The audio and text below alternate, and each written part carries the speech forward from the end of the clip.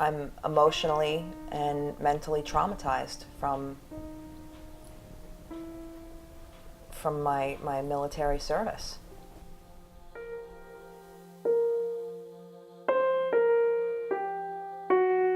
My name's Jennifer Trevelyan. I served as a medic in the United States Air Force for 2.5 years. So my brother was in the military, and he suggested, why don't you join the military? Why don't you join the Air Force? And it'll give you some direction, and so I did.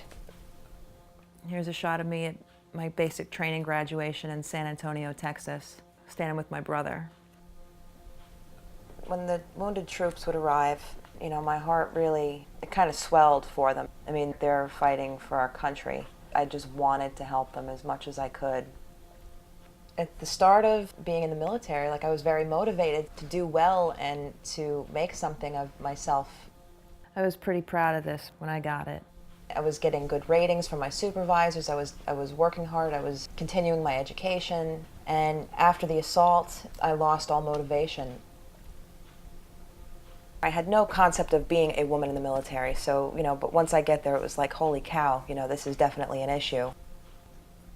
So I'm in basic training, and there was this one instance where I was going to use the porta potties. These guys said, he's like, don't forget to put the seat up. I felt safer knowing that I had my boyfriend, because it was like a buffer against the other guys that were coming up to me and asking me if I would go out with them, or if I would, sleep with them, or if, whatever.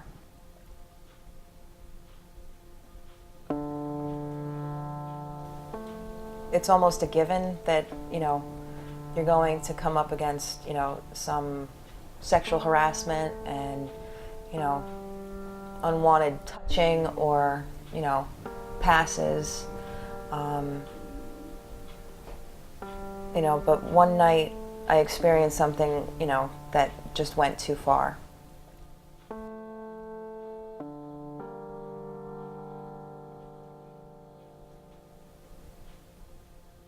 Yeah, I don't want to go into it.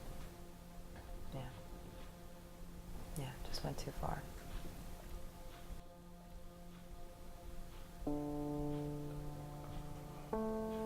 There was shame that came along with it. I thought of saying something. I wanted to say something, and I didn't, because my boyfriend told me not to.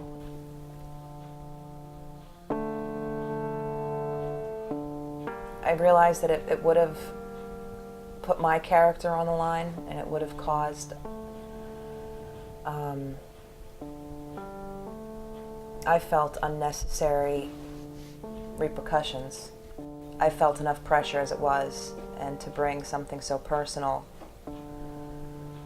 to, to their attention, it just would have been, more trouble than it was worth. After the assault, I started using drugs a lot more. I'd partied before, but at this point it was just me having to get out of myself and to get out of my head and to stop feeling. And I was in a perfect environment for it. I worked in a hospital. I knew the medical jargon, and I knew how to get it. Because of that, it progressively got worse. It became clear that I needed to go to rehab. I wound up going to an outpatient rehab facility in the hospital that I worked in. It was through that program where the decision was made that I should be discharged from the military. I felt let down by the military, by the Air Force, and my command, because I was clearly having issues, where I did have motivation at one point, and then suddenly I didn't. And, instead of focusing on trying to help me, it was more of, you're the problem, and we have no need for you anymore if you're like this. And I felt a little abandoned by it, and like I was useless at that point. Like I didn't have what it took anymore, and betrayed, actually. So for the next few years after my discharge, my full-time job was getting high. And, you know, I was out of control. It took me a handful of pills to get out of bed in the morning. And there wasn't a day or a moment that went by that I wasn't messed up. Rehabs, detoxes, then finally homelessness. My name is Rob Chamberlain. I've known Jen for about 4 years now. I met her after she moved up from Florida to New York. She called me up once and asked if I had a place that she could stay. So she stayed on our couch for about 4 to 6 months. She felt abnormal. She felt like she was broken in some way that was not fixable. She had nightmares.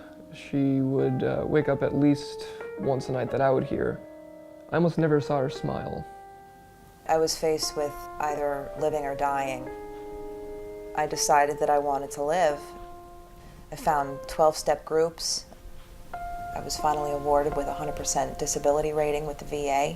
They provided me with the right medication. I go to therapy. It's very important for me to work on my emotional issues to stay sober.